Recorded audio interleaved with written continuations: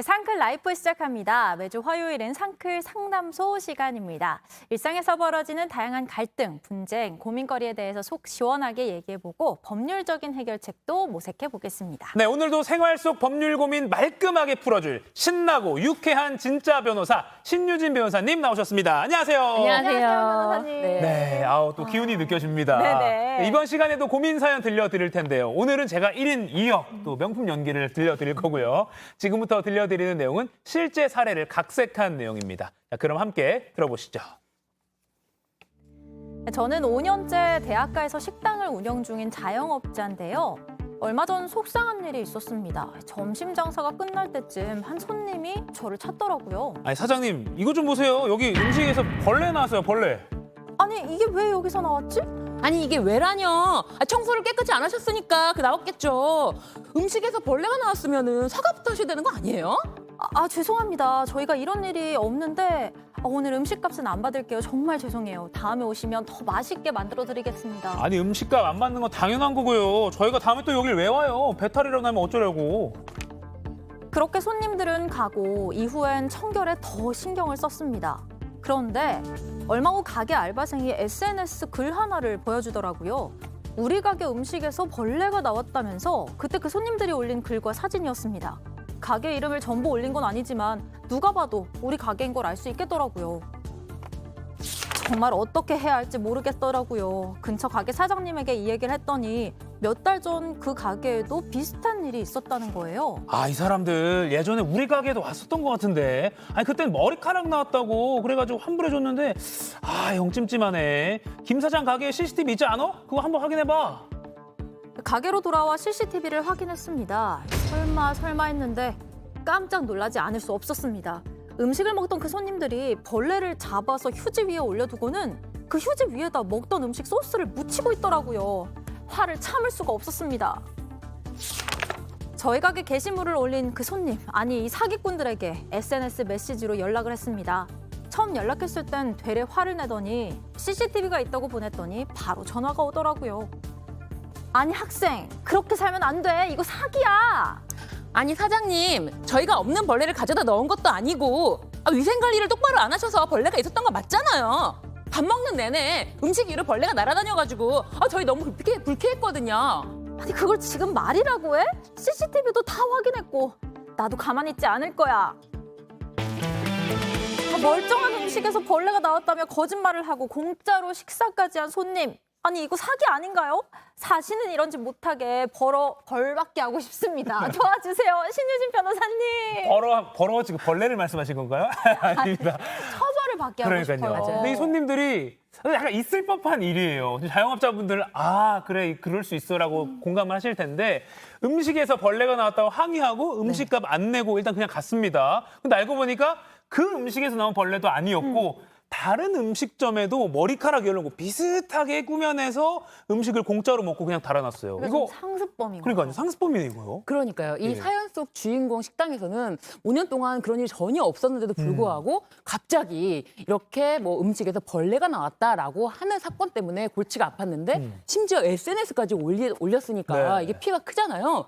그래서 옆 가게 사장님들과 얘기를 해보니 아니 우리 가게에서도 그런 일이 있었다. 우리 가게에서는 머리카락 가지고 그렇게 해서 SNS에 올렸는데 우리 가게에서는 식사권을 주고 좀 글을 내려달라고 했더니 내려주더라 이랬다는 것입니다. 그 주변 상권을 아주 그냥. 네. 그러니까요. 그러니까 그 다른 가게에서도 CCTV로 확인이 된 거예요? 그러니까 그 다른 가게에서는 이 카운터 쪽만 비추는 CCTV밖에 없어서 확인이 안 됐는데 네. 이 사연 속 주인공 CCTV는 가게 전체를 비추는 것이 있어서 이게 확인이 된 거죠. 그렇군요. 그러니까 사장님들 입장에서는 CCTV도 물론 고지를 잘 해야겠지만 설치를 또 생각하시는 분들도 있을 것 같아요. 근데 식장 사장님 입장에서 이 사기꾼들한테 법적인 조치를 해야 될 것 같긴 한데 이 CCTV 영상이 당연히 증거로 활용이 될 수 있는 거죠? 맞습니다. 이게 공공장소기 때문에 네. 이런 공공장소에서 CCTV 자체를 설치해서 이런 내용에 따라서 이렇게 범죄 행위가 발견되면은 이거는 범죄 행위의 중요한 증거로 사용될 수 있습니다. 네. 예. 그러니까 일단 CCTV가 있으니까 그리고 그 안에 촬영된 모습이 담겼으니까 네. 밥값은 당연히 받아야겠죠. 맞습니다. 이 밥값이 아무리 소액이라고 하더라도 이것은 엄연히 사기죄에 해당하고 이런 점에 비추어서 뭐 이 밥값이 뭐 비록 뭐 몇만 원 이 정도에 해당할지라도 네. 이거에 그치지 않고 이 자영업자들의 정신적인 고통까지 사실은 손해배상 청구를 할 수가 있습니다. 아하. 그리고 경찰에 만약에 신고를 하면은 합의도 해줘야 되는 거죠. 그렇습니다. 이 예. 경찰에 신고했을 때 합의를 하는 사람이 있고 합의를 하지 않는 사람이 있는데 예. 합의를 하는 경우에는 아무래도 이게 사기죄는 경제적 범죄다 보니까 예. 이 양형사유에 참작이 될 수 있습니다. 네. 일단 밥값은 당연히 줘야 하고요. 사연 속 주인공은 이제 이 사람들을 처벌받게 하고 싶은 그런 상황입니다. 근데 아까 소액이라고 말씀하신 그러니까 음식 뭐 예를 들어서 뭐 대학가 앞에 뭐 이런 데라면 또 상당히 저렴하기 때문에 뭐 2, 3만 원 이 정도로 뭐 다 해야 돼? 뭐 소송까지 가야 돼? 아니면 이걸로 처벌받게 할 수 있을까? 사장님 입장에서 고민이 될 것 같아요. 이게 말씀하신 사기죄로 의율이 돼서 처벌을 받을 수가 있나요? 맞습니다. 이게 내가 밥을 공짜로 먹겠다라는 목적으로 예. 이렇게 이런 자작극, 이렇게 벌레가 나왔다라든지 이물질이 나왔다라고 네. 할 경우에는 사실은 무전취식과 같습니다. 아, 이 무전취식. 무전취식도 사기죄거든요. 이게 음식값을 내지 않을 목적으로 네. 어떤 일정한 기망행위를 하는 건데 실제로 최근에 그 유명한 유튜버의 그 머리카락 환불 자작극 사건이 있었거든요. 예, 예. 네네네. 그래서 이 가게에서 머리카락을 담요해서 찾아가지고 냅킨 위에 올려두고 이 우리 사건과 비슷하게 음식물을 묻힌 다음에 이 가게에서 음식에서 머리카락이 나왔다라고 했는데 아하. 이게 검찰에서 약식명령 청구라고 하는데 이거는 이제 벌금형에 해당할 경우에는 정식 재판을 거치지 않고 네. 이렇게 벌금액만 납부하면은 재판이 끝나게 재판을 받은 것과 동일한 효과를 내는 약식명령 청구를 하는데 예. 검찰에서는 30만 원에 해당하는 약식명령 청구를 했는데 네. 이걸 받아들이면 거기서 끝나요. 그런데 이 유튜버는 나는 억울하다라고 하면서 정식 재판까지 했거든요. 어떻게 그런데 됐습니까? 법원에서는 도저히 이 사람은 반성하지 않고 이런 CCTV에 나와 있는 정황 증거가 다 있는데도 불구하고 끝내 이 죄질이 매우 나쁘다, 범행 수법이 매우 불량하다라고 해서 오히려 30만 원이 아닌 벌금 500만 원을 선고했습니다. 벌금이 늘었네요. 그러니까 벌금 30만 원에서 벌금 500만 원으로 정식 재판까지 가서 근데 이게 그 가게 업무를 방해했다 그래서 업무방해죄도 된다 이렇게도 볼 수 있나요? 이게 그냥 거기서까지만 끝났으면 괜찮은데 예. 만약에 예를 들어서 리뷰를 올린다거나 뭐 SNS 올린다거나 이럴 경우에 업무방해죄까지 해당될 수가 있습니다. 그러면은 음식을 먹고 간 것뿐만이 아니라 네. 만약에 여기 벌레 나온 곳이라고 이렇게 허위글까지 네. 사연처럼 이렇게 게시하면 그 가중처벌이 되는 거예요. 맞습니다. 이게 말씀하신 것처럼 지금 업무방해죄 또는 명예훼손죄에 해당될 수가 있는데 네. 이 업무방해죄에도 이게 허위사실 유포에 의한 이 영업을 방해하는 행위가 있기 때문에 예. 업무방해죄로도 의율할 수가 있고요. 그리고 또 SNS 정보통신망법상에 이것에 대해서 허위사실 그리고 비방의 목적이 있다라고 봐서 허위사실 유포에 의한 그 비방의 목적, 그 명예훼손죄에도 해당이 됩니다. 그렇군요. 지금 이 정보통신망법이 나오고 있는데 이게 사실은 우리가 흔히 리뷰나 이런 걸 많이 올리기 때문에 이게 되게 굉장히 생활 속 법률로 꼭 알아둬야 된다는 그런 말도 많이 나와요. 네. 한번 설명을 좀 해주시죠. 맨 네. 위에 거는 사실적시 명예훼손입니다. 그러니까 없었던 일은 아닌데 네. 비방을 할 목적으로 올리면 네, 맞습니다. 나는 있었던 일 올린 건데도 벌을 받을 수 있다는 겁니다. 그러니까 이게 사실 적시에도 명예훼손이 된다라고 생각하면 굉장히 불합리하다. 예. 사실은 우리나라에만 있는 좀 특이한 경우다라고 하는데 예. 중요한 건 비방의 목적입니다. 이게 사실 적시를 했는데 이 공공의 이익을 위해서 했다. 네. 아니면은 내가 이걸 알리기 위한 목적, 최소한 이런 걸 알려야 되지 않느냐. 꼭 공공의 목적이 엄청 뭐 대단한 목적이 아니라 하더라도 예. 그 비방의 목적이 아니라 이런 사실이 있다는 걸 알려야 된다라는 생각이 올린 것과 네. 이게 사실이지만 이거를 통해서 이 사람을 완전히 비방해서 뭐 비방을 하겠다. 네. 이 사람에 대한 명예를 훼손시키겠다라는 목적이 있는 것으로 보여질 경우에만 그 1항이 적용되고 2항 같은 두 경우는 번째 거는 허위 사실, 있지도 않은 사실을 꾸며내서 비방할 목적으로 글을 게시한 경우에 예. 2항이 적용돼서 7년 이하의 징역 또는 5천만 원 이하의 벌금형에 처해지는 거죠. 훨씬 사실적시에 비해서는 당연히 허위사실적시가 그렇습니다. 더 강력한 네. 처벌을 받게 되는 거죠. 그리고 아까 앞서 저희가 연기로 전해드린 파리가 안 나왔는데 네. 허위사실로 꾸며낸 거니까 이거는 맞습니다. 두 번째 허위사실적시에 의한 명예훼손이 해당이 되겠군요. 맞습니다. 그리고 업무방해도 될 수 있고 사기죄도 될 수 있고. 네, 맞습니다. 와 이거 그냥 잘못 선택했다가는 나락으로 갈 수가 있습니다. 조심해야 됩니다. 그리고 이런 사례도 저는 아까 그 무전 취식 일명 먹튀라고 네네네. 본다는 것도 저는 처음 알았어요. 아, 그렇군요. 네. 그 아까 저희가 리뷰 부분 때문에 하나만 더 여쭈면 빙수 가게에서 맞습니다. 리뷰를 뭐 잘못했다가 네. 예, 처벌받은 사례가 있어요. 빙수 가게에서 예.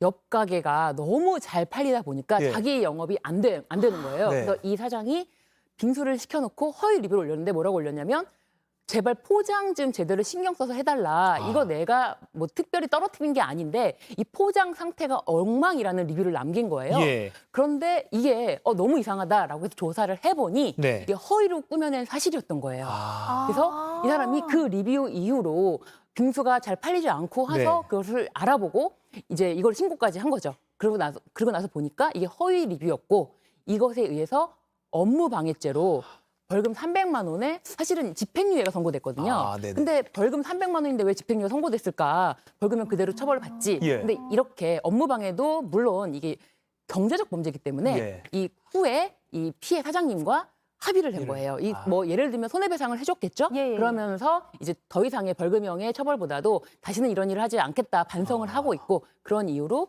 집행유예 1년이 선고됐습니다. 아, 그러니까 이웃 가게, 라이벌 가게인 거였는데, 근데 이제 여기 포장 엉망이에요라고 올린 거죠. 이게 업무 방해로 어쨌든 처벌을 받게 네, 된 그런 맞습니다. 사례가 있군요. 이것도 주의해야 될 것 네. 같습니다. 전 하나 궁금한 게 예. 이게 아까 사실적시 명예훼손의 경우에 이게 그 비방을 하려는 목적이 있었는지 왜냐면 사실이잖아요. 일단은 네네. 그걸 어떻게 판별해요? 그래서 사실은 일정 정도의 사실이 있다면, 예. 그러니까 어떤 글을 올렸을 때 예를 들면 사실을 포함하고 있다. 예를 들면은 뭐 내가 여기 뭐 꼭 음식이 아니라 다른 것에 대한 리뷰가 요즘에 많잖아요. 네, 네. 근데 사실이 포함되어 있다라고 하면은 그 표현 과정에서 내가 너무 이제 그런 뭐 피해받은 게 있으니까 리뷰를 작성하는 사람 입장에서는 피해받은 게 있으니까 억울한 마음에 좀 더 과장하고 예. 뭐 예를 들면은 아주 심한 욕설은 아니더라도 그런 이 심한 말, 공격적인 말을 했더라도 네. 과장된 표현이라고 하거든요. 이렇게 과장된 표현까지 했다 하더라도 그 중요한 사실이 진실에 부합하는 경우라면 네. 이 비방글이라고 볼 수가 없다. 네. 그렇게 봐서 이 부분에 대해서는 이 사람이 진실한 글 그리고 비방 목적이 없다라고 봐서 무죄가 되는 거죠. 아, 그러니까 사실 그게 이제 수사 과정에서 네. 어떻게 판단이 되느냐가 또 거기서 결정이 되는 거잖아요. 네. 그러니까 비방 목적 이것 때문에 사실 좀 억울한 일도 생길 수 있고 또 이렇게 좀 그런 일이 있을 것 같습니다. 알겠습니다. 자, 그리고 정통망법상 명예훼손, 사기죄 그리고 업무방해까지 그러니까 리뷰 한 번 잘못 올리거나 뭐 이렇게 잘못 꾸며내거나 하면 사실은 여러 가지 죄로 처벌받을 수 있다라고 네 기억을 해놔야 될 것 같습니다. 네. 그리고 네. 하나 중요한 건 아까 변호사님께서 꼭 배달 음식 리뷰가 아니어도 네. 다른 물건의 다른 경우에 물건. 해당이 된다고 네. 하셨죠. 예를 들면은 사실은 요즘에 많이 문제가 되는 게 리뷰 때문에 많이 고통받는 뭐 전혀 문제가 없는 영업장에서도 고통받는 경우가 있어서 예. 사실 법정에서 많은 소송으로 이루어진 경우를 보면은 뭐 어린이집에서 네. 굉장히 반찬이 부실했다. 그리고 어린이집에 대해서 전혀 신경 쓰고 있지 않다. 어린이들에게 뭐 영양실조가 걸릴 것 같다라는 글의 내용을 쓴 거예요. 네. 근데 이게 전혀 사실이 아니었고 뭐 조사를 해보니 그 글을 올린 사람이 과거에 뭐 이 어린이집에서 일했던 사람의 남편인 경우 네. 그리고 뭐 예를 들면은 급여 문제로 다툼이 있었고 그런 네. 문제 다툼 때문에 뭐 홧김에 이런 글을 올렸다 이렇게 조사가 된 경우 이런 경우에도 요것은 뭐 업무방해도 될 수 있고요. 그리고 손해배상 청구 금액이 상당하게 나옵니다. 예. 그리고 또 병원도 많이 있죠 이런 경우. 이게 워낙 실생활에 가까운 이슈를 하나만 마지막으로 더 여쭙겠습니다. 하나만 더 여쭙겠습니다. 아까 저희 사파에서도 네. 이게 식당 이름을 직접은 안 밝혔는데 이니셜로 밝혔거든요. 예를 네네. 들어서 상클 식당이면 샵 시옷 키읔 식당에서 머리카락이 나왔어요라고 이것도 그냥 상클 식당이라고 밝힌 걸로 그런 똑같이 거는 법적으로 봤을 때 판단되나요? 특정이 된다 안 된다를 판단해야 되는데요. 예.